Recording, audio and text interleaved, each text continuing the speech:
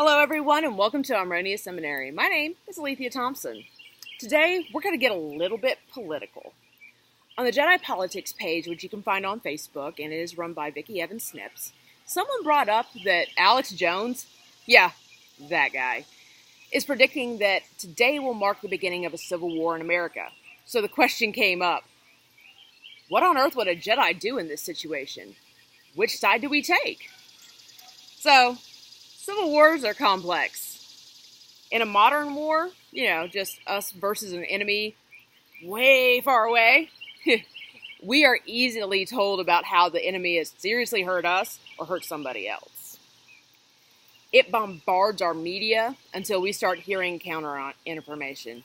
And when we hear the counter information, we begin to question that war we're embroiled in.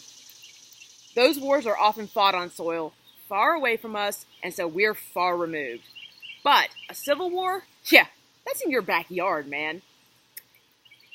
And with the advent of the internet, it's not just about East versus West, or North versus South. Nah, today, civil war is waged all around us. Your neighbor might be against you. Just let that sink in for a moment. Your neighbor might be against you. This makes it hard for us to come to a determination on where the Jedi would fit in. A number of things have to be taken into account. And you know what? Here's your Jedi Compass breakdown of how you would deal with the problem. Starting with being objective. Now, we don't know what will cause a civil war. If Alex Jones has recently been given some sort of immaculate gift to foresee the future, which I doubt. He's apparently predicted the Civil War several times over in his lifetime. So, there is that. And today marks America's second Civil War. Anything could be the reason. It could be people being racist, and then they fight with the race that they hate. And then it could be sexism. We want our women to have more jobs, and this and that, or whatever. It could be partisan. Anything could be the reason. Anything. So, we've got so many things going on right now, we don't know our left hand from our right. And we probably don't really put on our shoes correctly. Anyways, the point is, some of those reasons are petty as hell. And some of them are righteous. So, until we actually know what the war is about, we can't really get a good picture as to which side the Jedi could be on. But that doesn't even mean that you have to be involved when you have that answer. Which brings me to responsibility and duty to the all. Let's say that the war is worth fighting with violence. You agree with it. You agree with one side or the other. Should a Jedi get involved? All right. So I hear some of you guys out there, and actually I heard it earlier. You might be saying the original trilogy of Star Wars basically tells us, yeah. Except, after further considerations, you see, we have to think about this. Jedi are not to just jump into a situation. No, we're reminded. We're reminded to turn to our prowess spiritual art and meditate on the matter. Those of you that align with a deity might even ask for guidance from them if what your next move should be. Seeking the will of the Force, if you will. But when we do that, we have to make a further request of information. How will this war turn out if one side or the other wins? What will happen in the middle of the war?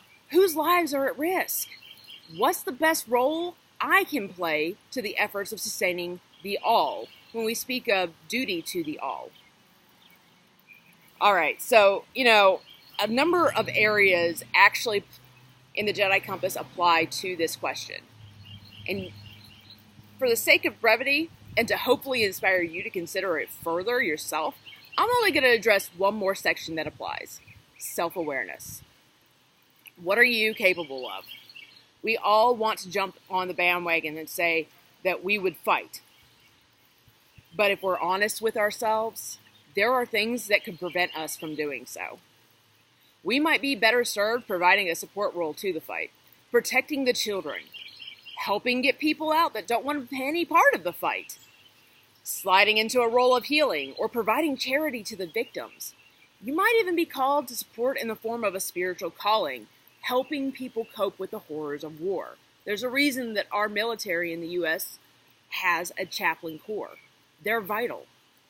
So, the answer to the complex question is not easy to ascertain. But I will tell you this, yes, there are absolutely answers which would be un-Jedi.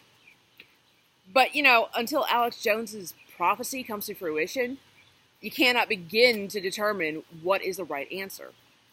That said, you might be pitted Jedi against Jedi, because we could all look at the same information and come to a different conclusion. But there are actions that a Jedi would take and actions a Jedi would not take. Like, keeping it all moral, right? All in all, we come back full circle to the virtue of being objective. Although we can play the what-if game all day long, in truth, as a friend said to me last night when we were having this conversation about me doing this video, actually, the truth is, we all want to virtue signal the answer to the what-if scenarios. We do. And that was his word. Virtue signal. Which I thought was brilliant, and so I kind of stole it for this. But we have to put it in proper context. And until things explode, the Jedi have no place to say what they should or should not do until they have the proper information in front of them. Remember, as Jedi, we are called to live in the moment, not in the what-if zone. Until next time, may you be transformed through your understanding of the Force.